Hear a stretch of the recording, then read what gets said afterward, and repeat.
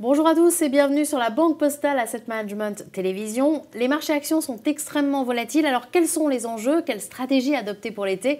On voit cela tout de suite avec Rachid Medjaoui. Rachid, bonjour. Bonjour. Alors récemment, on a quand même eu un gros coup de stress sur les marchés. Effectivement, nous avions commencé le mois de juin avec une consolidation, je dirais, à peu près normale, attendue de l'ordre de 5%. Et puis, je dirais, troisième semaine du mois de juin, après les déclarations de la Fed, là on a eu une accélération, et donc ça s'est transformé en vraie correction. Au total, on a perdu par rapport au point haut de fin mai 11% sur un certain nombre de marchés. Trois enseignements. D'abord, aucune classe d'actifs n'a échappé à cette correction. Ça, c'est quand même assez extraordinaire. On a une synchronisation de toutes les baisses. Pas de valeur refuge, si ce n'est le dollar. Deuxième chose, ce sont les marchés émergents qui ont le plus trinqué. Ils étaient déjà en baisse, leur baisse s'est accentuée. Et puis enfin, troisième enseignement, de nouveau, le marché américain comme le marché le plus résistant en phase de stress. Alors le mois dernier, vous aviez aussi parlé d'un tournant sur les taux d'intérêt. Finalement, ça a été une véritable flambée. Alors comment vous l'expliquez? Monsieur Bernanke, le patron de la Réserve fédérale, a annoncé qu'il allait certainement, d'ici la fin de l'année, commencer à réduire sa politique d'achat d'actifs financiers et d'obligations, et donc commencer à réduire la liquidité qu'il crée depuis 3 ans. Or, on sait que cette politique a été un des facteurs majeurs de soutien au marché financier. Et puis, en même temps, coïncidence, on a eu la Banque populaire de Chine, la Banque centrale de Chine, qui a annoncé qu'elle accentuait sa pression sur le système bancaire chinois pour lutter, endiguer cette bulle de crédit, cette finance de l'ombre qui manifestement risque de dégénérer en crise pratiquement de subprime. Donc on a eu 2 banques centrales qui nous ont indiqué qu'elles allaient peut-être réduire le montant des liquidités. Mais est-ce que vous comprenez la réaction des marchés? Écoutez, quand on a des taux d'intérêt qui passent de 1,60 à 2,60 aux États-Unis, 1,16 à 1,80 en Allemagne, 1,66 à pratiquement 2,50 en France, ça nous semble exagéré. La réaction aux propos du gouverneur de la Réserve fédérale nous semble exagérée. Oui, et on l'a dit le mois dernier, nous vivons un tournant. Le redressement attendu de l'économie américaine doit se traduire par une remontée des taux d'intérêt à long terme. C'est tout à fait logique. Mais nous confirmons notre conviction que cette remontée au-delà des accidents, et on en a eu un au mois de juin obligataire, cette remontée doit être graduelle pour plusieurs raisons. La première, c'est qu'il faut, et M. Bernanke l'a clairement dit, cette hausse des taux longs, ou cette réduction de liquidité, sera conditionnée à des performances macroéconomiques notables. Donc il faudra que le taux de chômage, qui est aujourd'hui à 7,6, baisse en dessous de pratiquement 6%, donc alors une croissance économique forte. 2, M. Bernanke contrôle de manière très précise ce qui se passe sur les taux hypothécaires. La reprise de l'immobilier ne se démonte pas, mais il ne veut pas qu'elle soit cassée.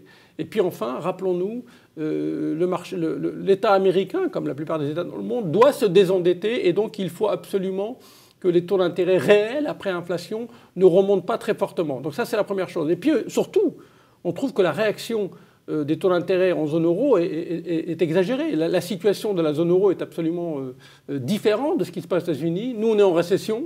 On a peut-être quelques espoirs de fin de récession. On a une banque centrale qui va rester accommodante. Donc on n'est pas dans la situation de la Réserve fédérale. Et puis ce qui est encore plus exagéré et qui n'est pas tenable, c'est qu'on a assisté à une tension très forte des taux d'intérêt dans les pays périphériques. Les taux italiens et espagnols sont repassés à 5%, voire au-delà pour les taux espagnols. Et ça, c'est clairement pas tenable. Si je vous suis bien, l'Europe peut finalement échapper au phénomène ou pas? D'abord, je pense que la Réserve fédérale va calmer certainement le jeu. Je le disais, elle ne peut pas se permettre d'avoir comme ça une tension de cette vitesse. Oui, la hausse des taux, mais elle ne doit pas être trop rapide, sinon c'est toute la reprise américaine qui se trouve en danger. Mais surtout, nous attendons un geste de la BCE qui doit se réunir dans la semaine prochaine. La BCE doit absolument réaffirmer le fait que la zone euro n'est pas dans la même situation que les États-Unis et que donc elle continuera à mener une politique de liquidité abondante. Et puis la réaction, je crois, de la BCE sera d'autant plus forte que les tensions sur les taux des pays périphériques sera aiguë parce qu'encore une fois, je le répète, attention, si les tensions sur les taux périphériques devaient perdurer, on aurait un problème devant nous. Donc vous craignez un retour des tensions, donc de la crise dans la zone euro? Autant l'Allemagne et même la France, finalement, dans une certaine mesure, peuvent se permettre d'avoir une hausse de leur taux d'intérêt, parce que ces taux d'intérêt étaient tombés à des niveaux extrêmement bas, moins de 2% en France sur le taux 10 ans, on n'avait pas vu ça depuis très très longtemps, je crois même historique.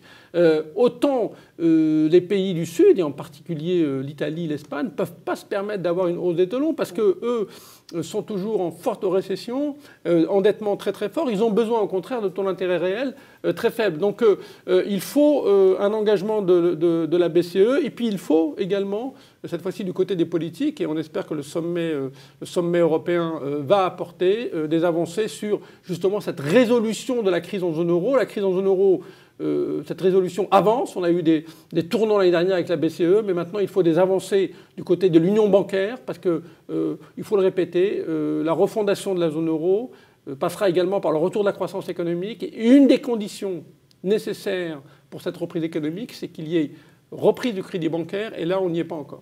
Alors on va passer à un autre continent maintenant. On assiste à un combat des autorités chinoises face à la finance de l'ombre. Est-ce qu'on doit s'en inquiéter? Pour nous, les autorités chinoises sont courageuses et responsables, c'est-à-dire qu'elles veulent être préventives en s'attaquant à un problème qui peut dégénérer, qui est celui donc, du financement de projets spéculatifs par ce qu'ils appellent la finance de l'ombre. C'est pas de la finance illégale, c'est simplement des circuits de financement qui échappent aux banques. Maintenant, elles le font comment? Elles le font, je le disais tout à l'heure, en, fermant le robinet des liquidités sur le marché monétaire pour punir, entre guillemets, un certain nombre de banques qui ont été trop laxistes. Le problème, c'est que quand vous faites ça, vous gênez toute l'économie. Or, vous le savez, on en parle depuis 3-4 mois ici, la croissance chinoise est en ralentissement. Ce ralentissement semble être un peu plus fort que ce qu'on attendait. Et donc, le risque, c'est qu'effectivement, si les autorités chinoises ont la main un peu trop lourde, on est carrément, non pas un simple ralentissement, mais un vrai atterrissage en catastrophe. Alors, ce n'est pas notre scénario, parce qu'on pense que les autorités chinoises, d'ailleurs, elles le font depuis quelques jours, remettent le calme sur le marché monétaire. Les taux étaient montés à plus de 15%, on est revenu plutôt à 5%. Mais c'est vrai que la visibilité sur ce facteur-là est extrêmement faible. Alors, on va passer maintenant à la stratégie. Vous l'avez dit tout à l'heure, toutes les classes d'actifs ont été touchées par la correction. Quelle est votre réaction au niveau global d'abord? Écoutez, nous, je vous le disais tout à l'heure, on trouve la réaction des marchés à la Réserve fédérale exagérée. On attend un geste fort d'apaisement du côté de la BCE. Certes, on n'a pas beaucoup de visibilité sur ce que vont faire les Chinois. Et donc tout ça, bout à bout, nous amène à profiter de ces corrections pour renforcer nos positions sur les marchés, les secteurs et les titres sur lesquels nous avons le plus de conviction. Et on peut toujours s'intéresser au marché actions? Absolument, et on a eu tendance, donc plutôt, vous savez que je dirais fin mai, on avait plutôt plié un peu la voilure, justement parce que par rapport à ce thème du tournant sur les marchés obligataires, même si on ne s'attendait pas à des flambées comme celle que l'on a enregistrée fin juin. Et donc, nous remettons de la pondération sur les actions en privilégiant sur le podium de l'allocation géographique la zone euro, c'est là où le potentiel est le plus important. Les États-Unis, parce qu'on voit bien que quand ça ne va pas, c'est le marché le plus défensif. Le Japon, qui a bien corrigé et sur lequel nous revenons de manière graduelle. En revanche, malgré la très forte correction, malgré des évaluations qui commencent à devenir extrêmement intéressantes, malgré la forte baisse de leur devise, nous ne revenons pas sur les marchés émergents pour le moment. Nous pensons qu'il peut y avoir un rebond technique à court terme, mais tout ça est extrêmement spéculatif. Je le disais, nous n'avons pas assez de visibilité sur ce que va faire la Banque centrale de Chine pour revenir sur cette zone-là. Et sur les obligations d'entreprise? Alors écoutez, les obligations d'entreprise ont été également touchées par la correction. Les écarts de rendement se sont écartés, alors qu'on avait des mouvements de réduction depuis plusieurs mois de manière continue. Là aussi, ce qu'on a fait, c'est on était assez surpondéré, donc on a, je dirais, réduit la voilure sur tous les émetteurs qui, pour nous, ne rapportent pas suffisamment, parfois des très bons émetteurs, mais sur lesquels les écarts de rendement sont devenus trop faibles, et puis les émetteurs sur lesquels, compte tenu de la visibilité qui a quand même diminué et qui va rester faible au cours de l'été, il faut sortir. En revanche, nous avons profité de la correction, parce que la correction a touché tous les noms, tous les émetteurs, pour nous renforcer sur tous les émetteurs sur lesquels nous avons des convictions, et notamment les émetteurs du secteur financier et du secteur industriel. Et maintenant, avec la flambée qu'on a vue sur les taux d'intérêt, est-ce que vous changez votre opinion sur les obligations d'État? Alors, on était plutôt sous-pondéré en termes de sensibilité au marché du cœur de l'Europe, et notamment au marché allemand.